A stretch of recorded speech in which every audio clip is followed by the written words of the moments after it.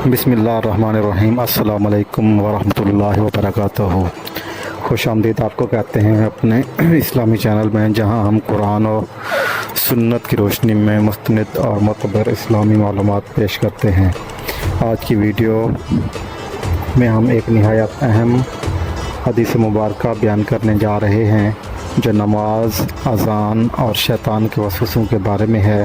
یہ حدیث نہ صرف ہماری عبادات کو محفوظ بنانے کے لیے رہنمائی کرتی ہے، بلکہ ہمیں شیطان کے چالاکیوں سے اور مختلف طریقوں سے آگاہ بھی کرتی ہے۔ حدیث مبارکہ حضرت ابو ہریرہ رضی اللہ تعالیٰ عنہ سے روایت ہے کہ نبی کریم صلی اللہ علیہ وآلہ وسلم نے فرمایا، جب نماز کے لیے اذان دی جاتی ہے تو شیطان بھاگتا ہوا پیٹھ موڑ کر بڑی تیزی سے بھاگ جاتا ہے تاکہ اذان کی آواز نہ سن سکے۔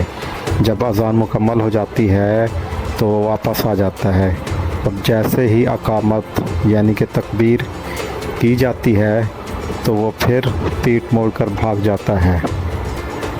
جب اقامت مکمل ہو جاتی ہے تو دوبارہ آ جاتا ہے اور نمازی کے دل میں وسوسے ڈالنے لگتا ہے۔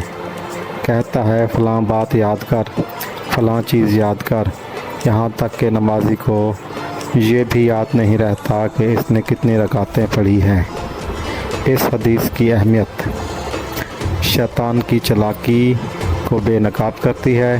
یہ حدیث ہمیں بتاتی ہے کہ شیطان کس طرح اذان اور نماز کے وقت ہمیں عبادات سے دور کرنے کی کوشش کرتا ہے۔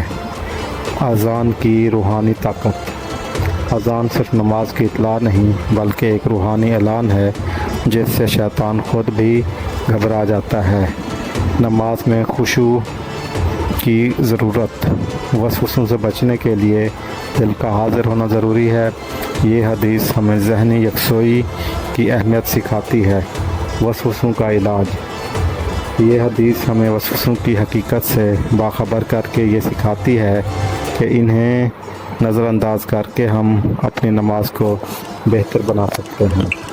اللہ تعالیٰ میری اور آپ کی اس حدیث پر عمل کرنے کی توفیق عطا دے، اور اگر اس میں ہم سے کوئی غلطی کوتاہی ہو گئی ہے تو اللہ پاک معاف فرمائے۔ اور آپ ناظرین سے بھی گزارش ہے کہ کہیں پہ اگر آپ کو غلطی نظر آئے تو ضرور نشاندہی کریں، اور آخر میں ہمارے چینل کو سبسکرائب کرنا نہ بھولیں، لائک کریں، شیئر کریں، اس ویڈیو کو اپنے دوسرے دوستوں اور رشتہ داروں تک شیئر کریں تاکہ اسلامی پیغام دوسرے لوگوں تک پہنچنے میں آپ اپنا کردار ادا کریں۔ جزاک اللہ۔ اللہ حافظ۔